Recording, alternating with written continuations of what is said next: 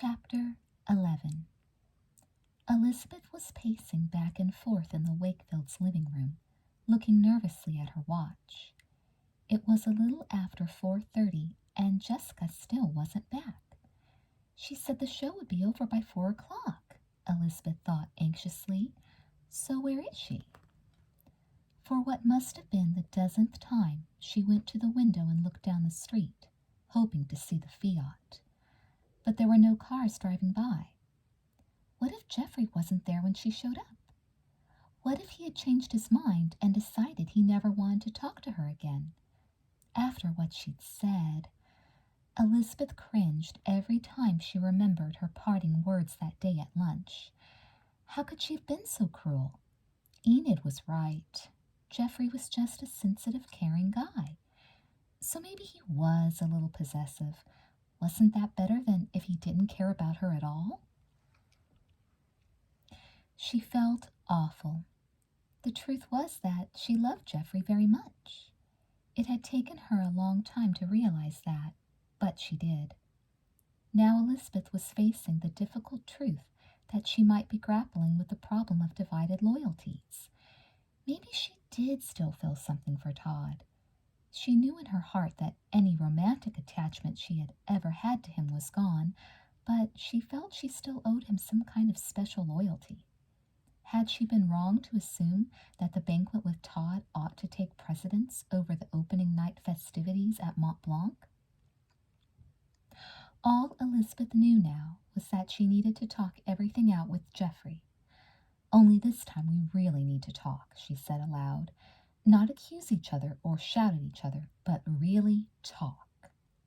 She looked nervously at her watch. 4:45 and no sign of Jessica. The canyon was at least a 30-minute ride. Unless Jessica was back soon, she was going to risk missing him.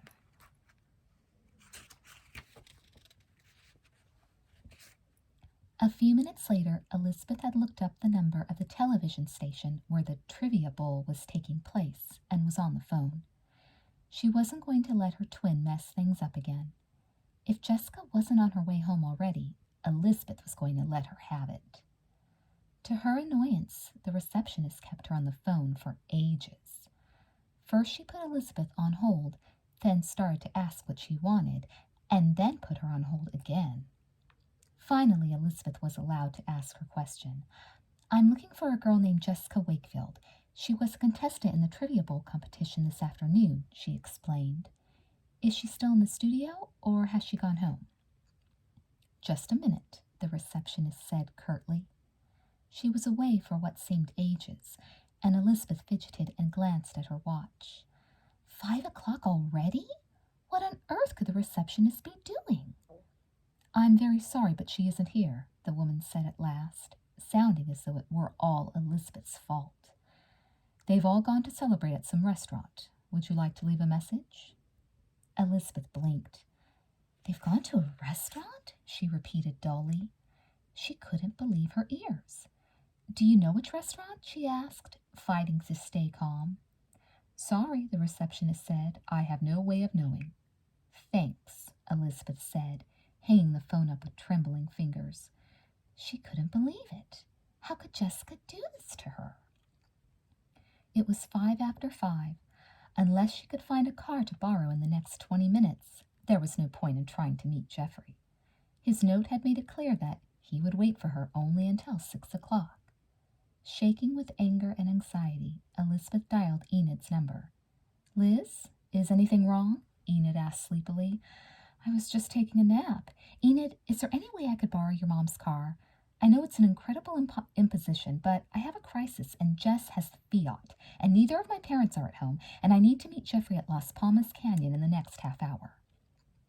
Enid sounded more alert. Oh, no. My mom has the car, Liz. She was going to run some errands after work. I don't think she'll be back for a while. Elizabeth felt her eyes fill with tears. Okay, Enid. Thanks anyway. Are you all right? What's going on? I'll call you back later, Elizabeth promised. I'm going to see if I can borrow a car from one of the neighbors. She hung up, blinking tears back. She realized that it was pointless to try to borrow a car. Most of the neighbors wouldn't be home from work yet. The only thing she could think of now was calling a cab company. She had no idea how much it would cost to take a taxi all the way to Las Palmas Canyon, but she was desperate. If she didn't show up, Jeffrey was going to think it was all over between them. He'd never talk to her again. Tears were spilling over now as she flipped through the yellow pages. She called the first cab company she came across and falteringly asked how much a ride to the canyon would cost. "It'd run you about $30, the man told her. $30? Elizabeth's heart sank. She knew she didn't have that much cash. In fact, she was sure she didn't have more than $10. Mrs. Wakefield kept $15 in a canister in the kitchen for emergencies, but even if she could justify this as a family emergency, that wouldn't cover the cost. But the man put an end to her speculation anyway. "We won't be able to send a cab out there for at least an hour, though," he told her. "Rush hour just started, and we can't spare a car that long." Elizabeth hung up in a daze. It was 5:15. The thought of Jeffrey standing at the intersection, watching hopefully as each car whizzed past, was heartbreaking. She would never forgive her sister. Never. Nothing Jessica had done in the past compared to this. Elizabeth felt she was going to explode with anger. She was certain she would never talk to her sister again. And the way things were looking now, Jeffrey was never going to talk to her again. Elizabeth felt as though her entire world were collapsing, and all she could do was sit there and watch it crumble around her. "Liz, are you in here?" Jessica called, opening the back door and hurrying across the kitchen. The house was dark and quiet, and there was no sign of her sister anywhere. Jessica turned the light on when she got to the living room and jumped in surprise. Elizabeth was sitting on the couch in the dark, staring straight at her.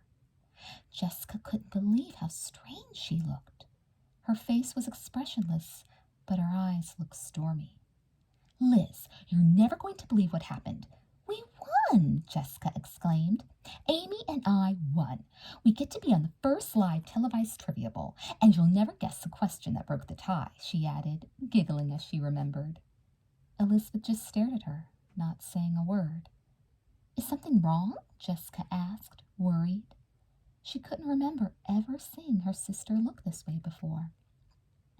"Jess, what time is it?" Elizabeth said in a flat, tired voice. "It's—" Jessica frowned at the clock on the wall. 6 o'clock, she said. She paled a little. "Was I supposed to make dinner tonight?" "I thought—" "The car, Jess," Elizabeth said. "Don't you remember promising me that you'd have the car back by 4:30? Jessica stared at her, stricken. "Oh, my God," she gasped, clapping her hand to her mouth. "Liz, I completely forgot. I don't believe this. I swear, I just totally forgot all about it. We were so excited about winning, and Mike Malloy wanted to treat all 4 of us to pizza. Liz, will you ever forgive me? What did you need the car for? Is it too late now?" Elizabeth stared coldly at her twin. "Jeffrey and I have been fighting ever since I followed the advice you gave me on Sunday. Today was the worst. We had a huge argument at lunch, and after school, I found this note in my locker." She passed it to her sister. "I don't know how important it seems to you, but it seems pretty major to me." Jessica read the note hastily, her face draining of color. "Wow," she whispered. "I've really messed things up, haven't I?" Elizabeth just stared at her. "Well, so much for Jeffrey and me," she said at last, getting up and walking out of the room. She was too angry with her sister to say another word. She just wanted to be alone. Jessica stared down at Jeffrey's note, her eyes darkening with concern. "Liz, wait," she exclaimed, hurrying after her. "You have to talk to me. Isn't there some way to explain that it was my fault you didn't make it out to the canyon in time? Can't you tell him?" "And Jess," Elizabeth interrupted stonily, "the next time I want your advice, I'll ask for it. Okay?" "Okay," Jessica said, stung by her sister's words. "I've had it," Elizabeth cried, tears spilling down her cheeks. "Jess, you have absolutely no consideration for me, no respect for my feelings. You would never treat a friend the way you treat me. Well, I'm sick and tired of it. I've asked you over and over again to have the decency, the common courtesy to keep your promises, to listen to me when I ask you for a favor. This afternoon, I realize that this is it. I just can't trust you anymore, Jess. She spun on her heel and stomped upstairs, leaving Jessica staring after her. Chapter 12. By 9 o'clock that evening, Jessica had come up with a plan to make Elizabeth forgive her. In fact, she couldn't help feeling proud of herself when she looked back over the events of that day. She had actually managed to win the trivia bowl without David's help, and had managed not to antagonize him either, which was miraculous. By 8 o'clock she had taken a bubble bath, done the dishes, a generous gesture as it was Elizabeth's turn, and finished her French homework. That left the rest of the evening free to talk on the phone to Kara Walker. Kara had always been one of Jessica's best friends, but they hadn't seen much of each other recently, especially since Jessica and Amy had gotten involved in the trivia show. Now it seemed they had tons to catch up on. Kara had been going out with the twins' older brother, Stephen, for some time now, and it was clear that she was counting the minutes till she saw him again during Winter Carnival weekend. I can't wait. My mom got me a beautiful dress. It's strapless and glittery. Very Ice Age, Kara said with a giggle. I just hope Steve likes it. Steve would like anything you wore, Jessica laughed. Hey, Kara, I need to ask your advice about something, she said, turning serious. She was in her favorite telephone position, lying on her stomach across the bed, ankles crossed in the air above her, and her chin propped up on one hand. I'm in a real mess with Liz, and I need your advice on how to straighten it all out. She proceeded to fill Kara in on everything that had happened, and Kara listened sympathetically. Poor Liz, she exclaimed when she had heard Jessica out. Jess, it sounds to me as though you really screwed things up. No wonder she's mad. This wasn't exactly what Jessica wanted to hear. Oh, I know I can smooth everything over between her and Jeffrey, she said quickly. I'm not really worried about that. Uh-oh, Kara said. If I know you, Jess, the cure can be worse than the disease. What exactly are you planning to do? Jessica cleared her throat defensively. Actually, she didn't really have a coherent scheme. That was partly why she had called Kara, but she didn't want to seem unprepared. I just have to talk to Todd, that's all, she said, thinking fast. As soon as he realizes what a mess he's making of Liz's love life, I'm sure he'll tell her not to bother to come along on Friday night. Then she'll be free to join Jeffrey at the opening party at the lodge, and the trouble will be over. How are you going to find Todd before he talks to Elizabeth? Kara asked skeptically. Oh, that's simple, Jessica said airily. Liz told me he's staying at the Edberts. Todd usually stayed either with Winston's family or Ken Matthews' family when he came to visit. So what? So, Jessica said, twisting the phone cord, all I have to do is call Winston, find out what time Todd is coming, and make sure I'm the first person he sees when he gets there. Well, if anyone can do it, you can, Kara said admiringly. I just hope for Liz's sake it all works, she added anxiously. The carnival won't be much fun if she and Jeffrey aren't together. They'll be together, Jessica promised. I got her into this mess, Kara. The least I can do is get her out of it. Actually, Jessica was proud of the scheme. The more she thought about it, the better it sounded, and it was so simple, too. Jessica felt certain that all it would take were a few heavy hints for Todd to realize he was putting Elizabeth on the spot by asking her to go with him to that silly awards banquet. Winston? Jessica said in her most friendly, charming voice when she called him later that evening. It's me, Jessica. I'm just calling to tell you Amy and I won today. I knew you'd want to know since you're such an expert at trivia. Winston coughed modestly. Congratulations, he said. It's nice of you to let me know, Jess. By the way, Jessica said, as if the thought had just struck her, isn't Todd coming to stay with you this week? Yeah, he's coming tomorrow, in fact. Why? Oh, I just wanted to come over and say hello, Jessica said casually. What time is he supposed to get to your house? Well, his flight gets in around 3. He should be here by 4 or 4:30. Why don't the 3 of us go to the Dairy Burger for old time's sake? Jessica suggested. Wouldn't that be nice? A kind of welcome back hamburger party. That sounds great, Jess, Winston said, delighted. That's really a nice idea. It sure is, Jessica thought happily as she replaced the receiver a few minutes later. She had no doubt that she'd be able to convince Todd that Friday night was a bad idea. And after that, all she would have to do was wait for Elizabeth to come running to her with thanks and apologies for having doubted her twin for even one tiny second. Everything on Wednesday went according to plan. Jessica, Todd, and Winston had just finished their burgers and were listening to a new song in the jukebox, relaxing and reminiscing about old times. Before long, the conversation turned, naturally enough, to the carnival. Jessica made a point of emphasizing how much fun the opening party was going to be and how much everyone had been looking forward to going. I didn't realize it was such a big deal, Todd said, looking concerned. Maybe I shouldn't have asked Elizabeth to come to the PTA awards banquet with me. Do you think she'll be missing out on a lot if she doesn't go up to Mont Blanc until Saturday? Winston was at the jukebox, fishing in his pocket for change, and Jessica decided this was as good a moment as any to start dropping some hints. Liz agreed to go with you to the awards banquet? She asked, perplexed. You're kidding. She pretended to mull this information over. Suddenly a look of comprehension broke over her face. That explains everything, she said, taking a sip of her soda. Explains what? Todd asked.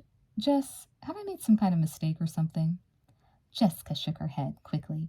Oh, no. I was just thinking that this might explain why Jeffrey and Liz have been on the outs this week.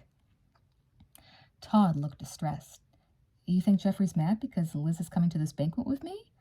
I'd hate to be the cause of any sort of trouble between them.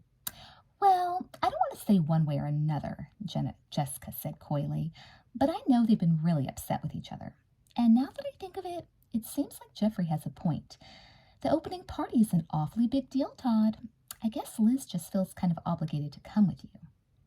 Maybe if I ask her, Todd began. Oh, you know Liz, Jessica objected. She'd never admit anything was wrong in a million years.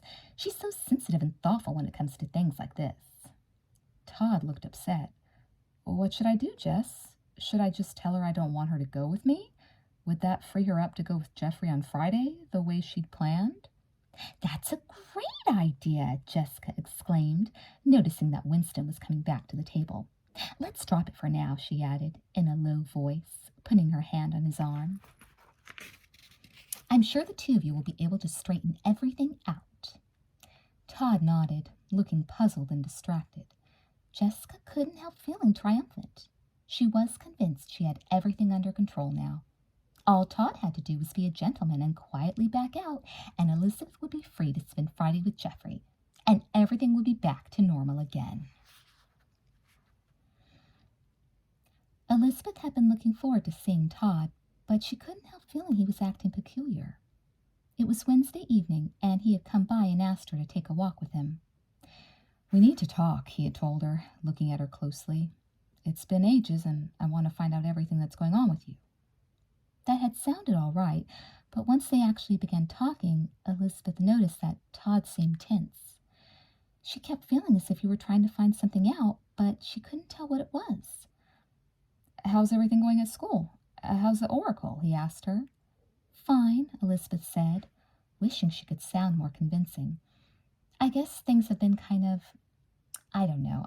I guess I've been a little down lately, she admitted finally. Just the midwinter blahs. Everyone gets them from time to time, right? Right, Todd said thoughtfully. What about Jeffrey? Is everything still going well between the two of you? Oh, things are all right, Elizabeth said noncommittally. The truth was that she and Jeffrey hadn't spoken, not since she'd failed to meet him at the canyon the night before. But she couldn't see any point in burdening Todd with that. He was in town for only a few days, and she wanted to help him have a good time. Besides, it seemed as if it would be wrong to confide in Todd. Uncertain as she was about how things stood, it didn't seem right to talk about Jeffrey to Todd.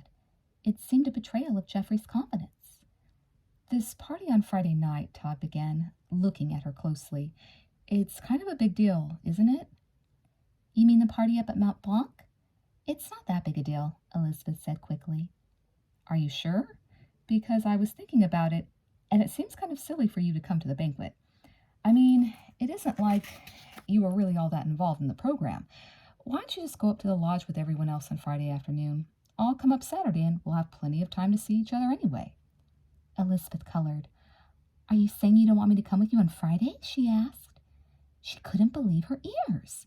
Here she'd gone and made a big issue out of her right to accompany Todd, and he didn't even want her to go with him after all. It figures, she thought bitterly. First I'd lose Jeffrey because of Todd, and now Todd's telling me to get lost. Well, if you really want to come, Todd was saying doubtfully, not looking overjoyed at the prospect. If you want me to come, I want to come, Elizabeth said, feeling incredibly foolish and embarrassed. Let me think it over. Maybe I should sound Timmy out and see how he feels, Todd said, not meeting her gaze. I just don't want to mess up your weekend. Elizabeth didn't answer.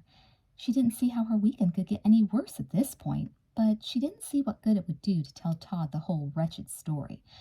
It was beginning to look as though she might end up going to Mont Blanc Friday evening after all, but it would be lonely up there if Jeffrey wasn't talking to her.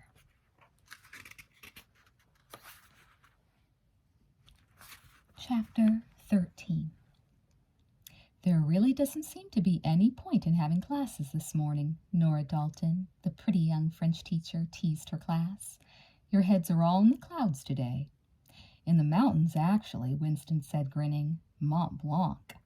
I appreciate how excited you all are, but we still have to get through this material, Miss Dalton declared, ignoring the groans from the front row. Miss Dalton was a firm teacher despite her relaxed, easygoing nature, and the students knew she meant business. Elizabeth bent over her notebook, wished she were feeling more a part of the holiday mood that seemed to have settled over the school that Friday morning. Not that she wasn't looking forward to the carnival, but everything was such a mess. Without much enthusiasm, she had made arrangements for getting up to the lodge. Students had their choice of going up on their own or taking one of the buses leaving from the school parking lot.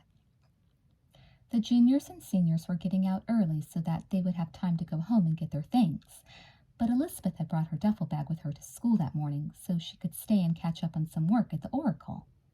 She and Jessica were planning on taking the bus from the lot. Since Todd had called the day before to announce that there was no point in Elizabeth's attending the awards banquet, she had no reason not to join her classmates. Of course, there was still the problem of Jeffrey. By now, Elizabeth felt she'd been a prize idiot not to explain what had happened with the car on Tuesday as soon as it happened. She could have called Jeffrey that night and explained everything. Instead, she had been embarrassed and upset and had let day after day drag by. Now she felt too stupid to go up to him and try to make sense out of everything. He would naturally wonder why she hadn't approached him earlier, and she had no excuse. And now Todd didn't want her at the banquet. He hadn't even spoken directly to her the night before. He had just left a message with Mrs. Wakefield, and the message was very clear. Not only would it be all right for Elizabeth not to go to the banquet, but it would be best if she didn't. He hadn't even said why. Elizabeth was stung when she read the note her mother left in the kitchen counter for her. She couldn't help wondering if Todd was just trying to get out of spending the evening with her. It sure looked that way. Well, she had managed to botch everything up pretty well. Elizabeth wished she could get more involved in the animated conversations among her classmates about what clothing people were bringing and who would be rooming with whom, but she just couldn't feel very involved. She knew when 4 o'clock rolled around that she'd be on the bus with everyone else, but she couldn't get excited about the carnival. Not when she was going without Jeffrey. How's your reconciliation plan going? Kara Walker asked, falling in step beside Jessica when the 5th period bell had released them from classes. Jessica frowned. It seems to have hit a temporary snag, she admitted. I didn't count on the fact that Elizabeth and Jeffrey are so completely inept when it comes to making up. You wouldn't believe the way they're avoiding each other. You'd think this dumb misunderstanding was something really serious. But your scheme worked. Todd told Liz not to go with him to the banquet tonight, right? Right. Only things are really awful now. Liz isn't going to the banquet, and she still isn't talking to Jeffrey, which is why I've decided to take things into my own hands from now on. Those two are just too slow for their own good, Jessica added, her eyes twinkling. What are you going to do? Kara asked, intrigued. They had stopped by a row of lockers, and Jessica was taking a spiral notebook out of her backpack and pulling the cap off a pin. "I'm forging a note," Jessica said cheerfully. "If I don't write to Jeffrey and try to patch things up, no one will." Holding her notebook against a locker, she began to print in her best imitation of her sister's printing. "Dear Jeffrey, I'm so sorry about the way I acted this week. Am I too late, or would you be willing to spend the evening with me tonight after all? I've realized I was a complete idiot. You were right. The carnival is a million times more important than any dumb banquet with Todd. Please forgive me. Let's meet at the ski lodge tonight at 6:30. We can straighten things out then. Love, Liz." "There," Jessica exclaimed, folding the sheet of paper and sticking it in the crack in Jeffrey's locker. "That ought to do it." "Isn't Liz going to be annoyed when she finds out about this?" Kara asked as Jessica stuffed her notebook in her pack. "Liz is so down right now that she can't decide what's best for her. Luckily, I'm around to help her out. Once she and Jeffrey are finally back together, I'm sure she'll thank me. Besides, I can explain everything to her on the bus trip up." Kara didn't look convinced. "I don't know, Jess. It seems to me—" "Oh, look, there's Amy!" Jessica exclaimed. "Kara, I promised her I'd run over to the ski shop with her before we go home to pack. Amy wants to get a ski suit like mine, only in gold instead of silver." "You two are going to look like robots," Kara giggled. "Don't worry about Liz," Jessica added hastily, waving at her friend as she hurried down the hall. "Just worry about Steve and about what a fantastic time you two are going to have this weekend." As Jessica chased after Amy, she couldn't help thinking that Kara was getting more like Stephen as time wore on. In the old days, Kara wouldn't have been so skeptical about a scheme that was so obviously foolproof. Elizabeth was bound to be grateful for a little meddling when it came to a crisis like this. If Jessica didn't step in and save her twins' love life, there was no telling how long it would take before Jeffrey and Elizabeth got it together again. "What do you think?" Amy asked, pivoting in front of the full-length mirror in the ski shop. The gold ski suit she had selected fit her perfectly, and with her blonde hair and blue eyes, she looked sensational. But Jessica was getting tired of shopping. They had already spent over an hour in the mall. Amy kept remembering things she needed. First, a bunch of miniature lotions and shampoos from the drugstore, then magazines and paperbacks for the bus trip, then tapes for her Walkman from the music store. It was taking ages. The ski shop was their last stop, to Jessica's immense relief. It was already 2:30, and they still had to get home, finish packing, and be back at school in time for the 4 o'clock bus. Carrying their packages, the girls made their way out to the parking lot and stashed everything in the trunk of the Fiat. "You're going to come back for me after you're finished packing, right?" Amy asked, taking a new tube of lipstick out of her makeup bag and putting it on, then checking it in the rearview mirror. "Yeah, but you've got to be ready on time," Jessica said anxiously, putting the mirror back in position, then starting the car. "I don't want to miss the bus, Amy. I've got to talk to Liz on the way up to the lodge." "I won't be more than a couple of minutes," Amy exclaimed, offended. "All I have to do is throw a few things in a bag. Anyway," she added, "you're the one who usually runs about an hour behind schedule." Jessica was frowning as she drove. It was just beginning to occur to her how sticky everything could get if she didn't have a chance to explain everything in advance to her sister. Suppose Jeffrey found Elizabeth before Jessica could explain to her what she'd done. Even worse, suppose Jessica and Amy missed the bus and no one was there to meet Jeffrey at the ski lodge at 6:30. That was hardly going to help reconcile the quarreling couple. The more Jessica thought about it, the trickier the whole thing seemed. "What is it?" Amy asked. "You're awfully quiet all of a sudden." "Just promise me you'll hurry," Jessica said grimly, pulling the Fiat up to the Suttons' house. "I'm going to be back for you in exactly half an hour." Okay, Amy grumbled. She got out of the car and took her packages out of the trunk.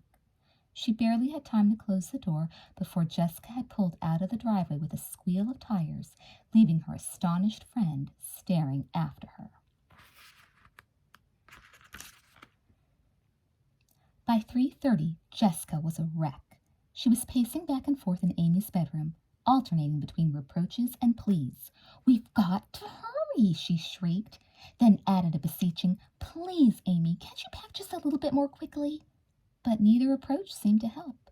Amy was flustered and upset, racing from her dresser to her closet and back to her bed again, where an enormous suitcase stood yawning open, already crammed with everything from a blow-dryer to electric curlers to thermal underwear and flannel nightgowns. "You've got enough stuff in there to last 3 months, Jessica grumbled. "We're only going to be up there for 3 days, Amy." But trying to rush Amy only worsened the situation. She started forgetting where things were. Her contact lens case, her toothbrush, her ski goggles, her special moisturizer that prevented windburn. Each of these items caused a separate crisis, several minutes of furious searching, and enormous relief, only to be followed by panic as the next item turned out to have vanished. "Stop pacing," Amy begged, close to tears. "I'm moving as fast as I can, Jess. You're just making me nervous." "Look," Jessica said, trying to be reasonable. "Why don't I go now and catch the bus, and you just follow in the car?" Amy looked as though Jessica had just recommended suicide. "I can't drive your car," she wailed. "I don't know how to use a stick shift. And besides, I can't see well in the dark. My contacts make headlights shimmer. I've got terrible night vision. And at this rate, we won't be leaving until dark," Jessica grumbled. Finally, Amy was packed and ready to go. "We can still make the bus," Jessica huffed, lugging one end of the enormous bag downstairs. It was 3:45. With luck, they could get to school in 10 minutes and still have a minute or two to spare. But luck wasn't on Jessica's side that afternoon. They hit every red light between Amy's house and the school. They also got stuck behind a stopped yellow school bus for several minutes, and the lights at the intersection just before Sweet Valley High were broken, causing a long delay while a policewoman tried to direct traffic. They were just about to turn into the school parking lot when Amy remembered that she'd forgotten her allergy pills. "Jess, I really need them," she whispered, looking sideways at Jessica with terror. "Okay, I give up. We'll go back and get your pills, and we'll just have to give up on the bus and drive up to Mont Blanc ourselves," Jessica said.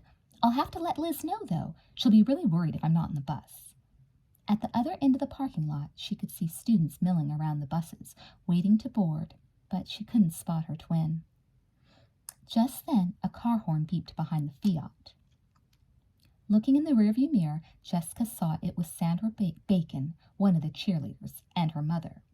Jessica pulled the Fiat to the side to let them pass. Then she motioned for them to stop. Sandra rolled down the car window. "What's up?"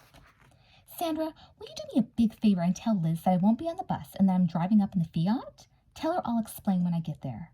"Sure, no problem," Sandra said. "See you up there." She waved as her mother started up the car again.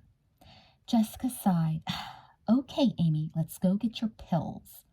She turned the car around in the lot, then headed back toward Amy's house.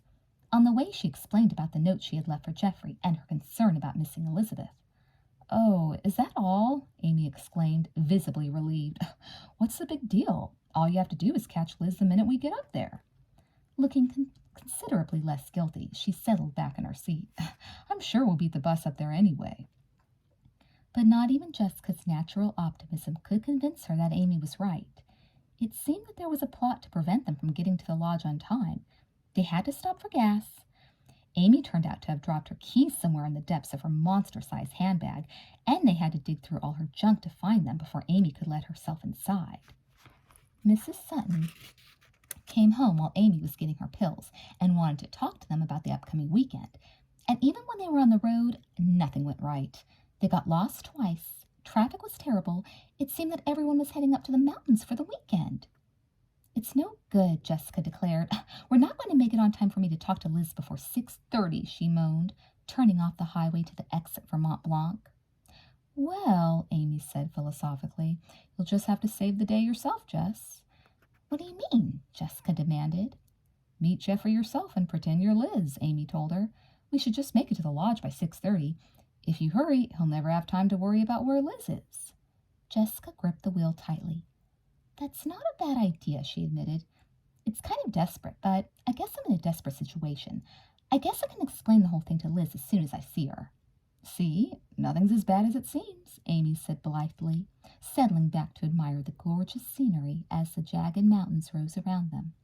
The peaks were snow-capped, and at that high altitude the air was as clear and cold as crystal. Jessica smiled at her friend's complacent attitude. It was gorgeous up here, though, and she couldn't wait for the carnival to start. She was just going to have to try her hardest to patch things up with Jeffrey herself, pretending to be her twin. She couldn't see any other way to avert disaster. Chapter 14. It was dark by the time Jessica pulled the Fiat into the small lot next to the Mont Blanc inn. Shadows from the enormous trees fell across the snow, and the air outside the car was cold and crisp. Amy said, jumping out of the car and taking a deep breath. Smell the pine, Jess. Jessica blinked and looked around her. The lights from the inn bathed everything in a soft, bluish glow, and her eyes shone as she regarded the soft fir trees laden with glistening white and the Swiss-style lodge, looking warm and inviting before them. Why don't you go ahead and take your stuff in? Jessica said, seeing that the buses were parked in the lot. The others are obviously all here already. If you go ahead and check us both in, I can go meet Jeffrey. Each student was supposed to check in with the head chaperone on his or her floor and go over the rules for the weekend before receiving a room key. Amy was tugging on her suitcase, a helpless expression on her face. Okay, she grunted, finally heaving it out of the trunk. Amy and Jessica were going to share a room with Leela and Kara. The girls were staying in the main building of the inn, and the boys were staying in the lodge, about 100 yards away. It's freezing out here, Jessica said, reaching in the trunk for her down jacket and zipping it up quickly. Okay, wish me luck. Good luck, Amy said, still wrestling with her suitcase. Jessica hurried off, wondering what time it was and whether or not Jeffrey would be waiting for her at the lodge. She ran her fingers through her hair in an effort to comb it out, hoping she could stay in the shadows the whole time. She knew she wasn't wearing a particularly Elizabeth-like outfit. A hot pink sweater and white leather boots weren't the type of an outfit her sister would wear. Well, she thought, the jacket would cover the sweater, but there was nothing she could do about the boots. She'd just have to rely on her theatrical skill. Luckily, she had had a lot of experience masquerading as her twin in the past and was used to acting the part under pressure. Although this whole thing seemed to be backfiring, Jessica thought she'd be able to do some fast talking to convince her twin this was all in her best interest. Then she spotted Jeffrey, and there was no time to worry. It was time to be a good actress, and all other considerations had to be forgotten. Liz, Jeffrey called in a low voice, stepping forward from the side door of the lodge. He looked serious, but not unfriendly. Hi, Jessica said, trying to sound shy and apologetic. I'm really glad you came, she added. I'm glad you weren't too angry to show up. Liz, I feel terrible about everything, Jeffrey said. I've completely overreacted. I've been an overpossessive creep. I'm the one who's sorry, Jessica said softly. I should have explained why I didn't meet you at the canyon. It was my sister's fault, she said self-righteously. She had the car out too late, so I couldn't come meet you. I wanted to, but Jess made it impossible. You ought to punish that sister of yours, Jeffrey grumbled. Jessica didn't like this remark very much, but didn't see how she could defend herself without blowing her cover. Just as long as you're not still furious with me, Jessica said hastily, looking uneasily down at his hand on her arm. She wanted to cut this short. There were a few guys hanging out on the steps of the lodge, and she didn't want anyone to see them together. She pulled back farther into the shadows, but Jeffrey moved even closer, staring at her with an intensity that alarmed her. I have to go back and get ready, she murmured. Enid's waiting for me, and So will you be my date this weekend? Jeffrey asked, putting both hands on her shoulders and staring deep in her eyes. Jessica blinked. Yes, of course, she said, trying to keep her voice tender. She would be enjoying this much more if it weren't taking place in so dangerously visible a location. In fact, she really wanted the conversation to end now. Chrissy Nolan A senior who was known to be a gossip was coming straight toward them. If they didn't hurry up— "I'm glad everything's going to be all right," Geoffrey was saying tenderly, giving her a look of adoration that made Jessica feel very uncomfortable. If only he'd cut the mushy stuff, she thought, and let her go back to the lodge. And Chrissy was getting nearer every second. "Well, I really should be heading back to the inn," Jessica repeated. "I'll meet you in a little while at the party, okay?" She pulled away with difficulty and turned to flee, but it was too late. Heading back to the inn, Chrissy had passed them and had surveyed them with great curiosity. Great, Jessica thought, giving Geoffrey a weak smile as she hastened toward the inn. She wasn't sure how things had gotten so incredibly complicated. All she had wanted to do was to smooth things over between Geoffrey and Elizabeth. Now she couldn't tell whether she was succeeding or not. It seemed that she had, but then why was everything all tangled up all of a sudden? She wasn't sure, but something told her she'd better find Elizabeth, and the sooner the better. Elizabeth couldn't believe the frenetic atmosphere of the second floor of the inn. Dozens of girls were rushing from one room to the next, borrowing perfume, exchanging makeup or clothes, or gossiping with each other. Radios blared from most rooms, and high-pitched, excited voices could be heard everywhere. Each floor of the inn had 2 faculty chaperones, and the second floor, where Elizabeth and Enid were sharing a room with Olivia and Regina, had Miss Dalton at one end and Miss Howard, a math teacher, at the other. Despite her low spirits, Elizabeth was affected by the atmosphere of silliness and excitement. It was so much fun to be away from home for the weekend, and the inn seemed almost like a college dorm, or like Elizabeth's idea of one. The small, cozy room the 4 girls were sharing was filled with suitcases and ski equipment. Elizabeth could barely turn around. "Hey, does anyone in here have any mascara to spare? I can't find mine," Chrissy Nolan said, sticking her head in the room and looking around with an inquisitive smile. Chrissy was in the room next door with 3 other seniors. "I have some," Elizabeth said, reaching for her makeup bag. "Thanks a lot," Chrissy said, looking strangely at her as she took the silver tube. "How did you get back so fast? I thought you were behind me on the path." "What do you mean?" Elizabeth asked, confused. "You know, down by the lodge a few minutes ago. You were with your boyfriend." Elizabeth stared at her. "I haven't been anywhere," she said. "Not since we got up here an hour ago. You're sure it was me you saw?" Chrissy laughed. "I guess I made a mistake. You have a twin, right? I always get you 2 confused. Come to think of it, she was wearing different clothes. And she's the one who goes out with that guy, isn't she?" She leaned forward to apply mascara to her lashes as she inspected her reflection in the mirror above the dresser. It looked like the change in altitude was really getting to them. "I guess it's a good excuse up here to have to keep warm."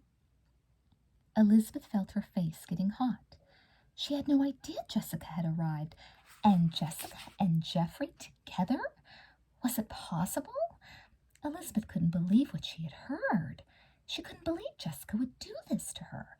She and Geoffrey had barely even broken up with each other, and Jessica was already moving in on him? She said nothing to Chrissy, however, and was incredibly relieved when Chrissy returned her mascara and left the room. Her eyes stinging with tears, Elizabeth began throwing her clothes back into her suitcase, not even bothering to fold them. Enid, who had overheard the exchange with Chrissy, watched with concern. "Liz, what are you doing?" she asked. "You're not going to take what she said seriously, are you? Jess might not have been with Geoffrey. And if she was, they were probably talking about you." Elizabeth glared. "I doubt that. You notice that Jessica didn't ever bother to tell me she had arrived? She just isn't wasting any time." "Well, I'm not going to waste any time either. There's no way I'm going to hang around here and be humiliated all weekend, watching my own twin sister walk off with—" Tears spilled down her cheeks, and she dashed them away. Impatiently, "With my ex-boyfriend," she said miserably. "Where are you going?" Enid wailed, watching her zip up her bag and fling it over her shoulder with determination. "Home," Elizabeth declared, her chin set stubbornly. I'm not kidding, Enid. There's no way I'm going to stick around here. I thought it would be okay, but it obviously isn't going to be. But you can't just leave. Enid ran to the window, peering out. It's dark, for one thing, and it's starting to snow. How are you going to get home at this hour? I'm going to get someone to give me a ride to the bus station, and I'm going to take the first bus back to Sweet Valley, Elizabeth said calmly. She didn't wait to hear Enid's next objection. It was almost 7 o'clock, and she wanted to get going before she ran into Geoffrey or Jessica. It was humiliating enough just imagining the two of them together. If she were to run into them, she didn't know what she'd do. Taking a deep breath, Elizabeth headed down the hotel corridor, ignoring the chattering and giggling she heard as she walked toward Nora Dalton's room. She didn't know what to tell the teacher. Probably just fibbing and saying she felt sick would be the best bet. She knew she couldn't leave without checking out, and she didn't want Miss Dalton to worry about her. Yes, saying she was feeling unwell would be the best thing, she decided. It wasn't even a lie, really. At that moment, she felt terrible. She could barely wait to get home. This was the worst day of her life, and she couldn't wait for it to be over. Chapter 15. Elizabeth couldn't remember feeling as forlorn as she did 20 minutes later, huddled alone on the small bench just inside the Mont Blanc bus station, her duffel bag at her feet. Ken Matthews had given her a ride from the inn and had tried to stay with her until the bus came, but Elizabeth was adamant. She wanted to be alone. Now she wished she had let him stay. It was cold in the bus station, and she felt incredibly miserable. She kept shifting on the bench, trying to get comfortable. The thought of all her classmates getting ready for the opening party kept running through her mind. Soon they'd be having pizza and sodas in the big central dining hall in the inn. Elizabeth's stomach growled. She hadn't had anything to eat since lunch, and she was starving. She still couldn't believe Jessica would sneak around behind her back with Geoffrey. Was that why she had accidentally helped cause so many problems between her and Geoffrey? That seemed far-fetched, but Elizabeth was cold, hungry, and lonely, and willing to believe it. She had never been so angry with her twin in her life. I wish she had never been born, she muttered furiously to herself, grabbing her duffel bag as she saw the last bus from Sweet Valley pull into the lot. Ticket in hand, she made her way outside to board it. "Liz, what are you doing here?" a familiar voice exclaimed. In the next instant, Elizabeth was engulfed in an enormous bear hug. "Stephen!" she cried, throwing her arms around his neck as if she never wanted to let go. Kara, who had climbed out of the bus just after Stephen, looked at Elizabeth with surprise. "Did you come to meet us? But how did you know we'd take the bus? Did you know Steve's car was in the shop?" she asked, perplexed. "No, I didn't," Elizabeth said, disentangling herself and wiping her eyes. "I'm going home. That's why I'm here." "Home?" Stephen stared at her, his dark eyes worried. "What for? Didn't you just get up here?" Elizabeth nodded, swallowing hard to keep back her tears. "But I can't stay," she mumbled. "Everything's all messed up, and Can you tell us what happened?" Kara asked gently, pulling the fur hood off her head and looking at Elizabeth. Elizabeth shook her head. "I really can't go into it," she said. "I just have to go home, that's all." "But the roads are getting slippery," Stephen objected. A light snow was falling, and everything around them was covered with a white film. "I'll be in the bus. I'll be okay," Elizabeth protested. The bus driver had disappeared inside the station for a cup of coffee and was coming back now, the styrofoam cup steaming in his hand.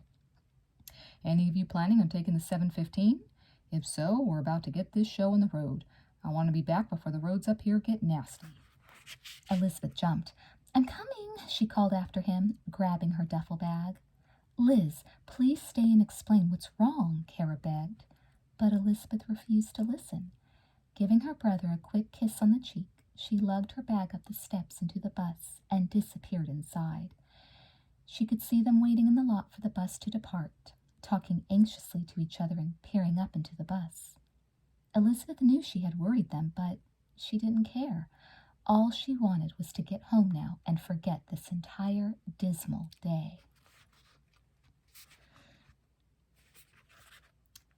It turned out that Elizabeth was the only passenger on the bus. "Why don't you come up here and keep me company?" the bus driver called as they pulled out of the lot. Elizabeth walked forward to the front of the bus and sat obligingly on the seat in the first row. "Beautiful out there, isn't it?" he said. The fir trees glistened with soft white snow, and the sky was luminous with moonlight. It really was pretty, Elizabeth thought. It reminded her of the little paperweight her father had given her when she was small, a glass globe that filled with snow when it was shaken. Tears filled her eyes, and she brushed them away. "My name's Hank," the bus driver said, handing her a tissue. "You're feeling kind of sad about something, aren't you?" Elizabeth nodded miserably. Well, I guess a kind of misunderstanding with my sister." Hank said, turning the bus down the main road from the mountain. "Sisters can be hard to deal with sometimes." Elizabeth was quiet for a minute. "She's my twin, too," she mused. "You'd think that would make it easier in some ways. Aren't twins supposed to have some kind of mental telepathy?" "I don't know about that, but twin or not, I know it's hard getting along with people in your family sometimes," Hank mused. Elizabeth was quiet, watching the snow fall. "I wonder what it would be like if Jessica and I weren't twins," she thought, "if I were the only daughter and Jessica had never been born." She tried to feel some kind of shock or sorrow at the prospect, but instead it seemed to her that it would be wonderful. Imagine not having Jessica around to bug her all the time about borrowing things, not having Jessica to mess up all her plans, to make promises and back out of them, to make life continually difficult. "Well, remember," Hank said several minutes later, "blood is thicker than water, and even if she's hard to get along with at times, she's still your sister." Elizabeth's eyes filled with tears. How many hundreds of times had she said that to herself? And look where it had gotten her. No, she was sure it was time for something different now. She wasn't going to make up with Jessica. She wasn't going to let her sister convince her that it was all just a simple little misunderstanding, that she had never meant any harm. There was no way she would ever forgive her twin this time. The Wakefield house was dark when the taxi pulled into the drive. "Thanks," Elizabeth mumbled, handing the driver some bills and making her way up the front walk. She was incredibly tired, she realized, even more tired than hungry. All the events of the past week had exhausted her. She couldn't wait to get inside and go to bed. Her parents hadn't left a note, as they didn't expect the girls to be back until Sunday. Elizabeth sighed and looked around her at the dark, quiet house. For a moment she almost wished she had stayed at the inn. Taking a deep, quavering breath, she went into the kitchen and made herself a sandwich. She was about to eat it when the phone rang, sounding loud and shrill in the silence. Elizabeth jumped in surprise and walked over to the phone. She picked it up on the third ring. "Liz, it's Jess," a breathless voice cried. "God, I've been calling you. How long did that stupid bus take to get there?" Dumbfounded, Elizabeth didn't say anything for a minute. "Kara told me," Jessica added. There was a faint roar behind her, and she seemed to be fidgeting with the phone. "It's really noisy here. I'm in the corner of the dining hall, and Winston, cut it out." "Jessica," Elizabeth said coldly, "I really don't want to listen to this." Jessica seemed stunned for a minute. "Liz, I just can't believe you've gone home," she said rapidly. "When Kara told me she had seen you at the bus station—" "Jess, I know everything," Elizabeth interrupted furiously. "I know all about you and Jeffrey meeting at the lodge. You don't have to keep pretending with me anymore." Jessica seemed shocked. "Jeffrey and me? But Liz, that was only because I was supposed to be you. I was trying to figure out a way to get you guys back together, only—" "I'm sure you were," Elizabeth cut in frostily. "Jess, I'm sick of hearing your excuses, so why don't you just forget all this?" Jessica sounded as if she were crying. "Liz, I'm not just saying this. Honestly, I wanted to—" Elizabeth cut her off, steeling herself against her sister's tactics. She wasn't going to fall for them this time, she told herself. It seemed as though all the hurt and resentment that had been building for the last few weeks were about to explode. "Jessica, I've had enough of you," she cried angrily, tears running down her cheeks. "I've had enough of your stupid excuses and promises, and I'm just not going to stand for it any more." "Jessica Wakefield," she added passionately, "I wish I'd never had a sister." And without waiting for Jessica's response, Elizabeth slammed the phone down as hard as she could. She didn't feel like eating her sandwich now. She was crying so hard it was difficult to see straight, and she had to hang on to the banister as she dragged herself upstairs.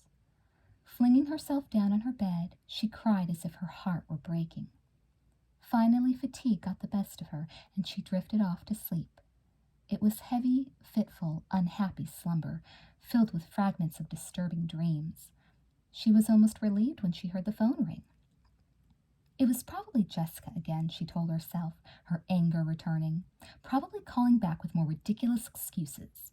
Steeling herself, she picked up the phone beside her bed and answered with an abrupt, unfriendly, "Hello?" "Is this the Wakefield residence?" a gruff voice asked. "Yes," Elizabeth said, surprised. "This is the Sweet Valley Police," the man said. "We've had a serious accident on Route 17, down from Mont Blanc. A car skidded out of control, and we've identified—" "Jessica!" Elizabeth cried, sitting straight up in panic. "Jessica Wakefield? Blonde, medium height, wearing a—" "Where is she?" Elizabeth wailed. She couldn't bear to hear him go on this way. "That's my sister. Where is she?" "She's in the emergency room at Fowler Memorial Hospital," the policeman told her, "but you'd better prepare yourself for a shock. From the report I just got, they're afraid they might lose her." Elizabeth dropped the phone, her fingers trembling violently. Jessica? In a car crash? Coming down from the mountain to find her? No doubt. She didn't have time to think now, not even to panic. She had to find a way to get to the hospital, and she didn't have a second to lose.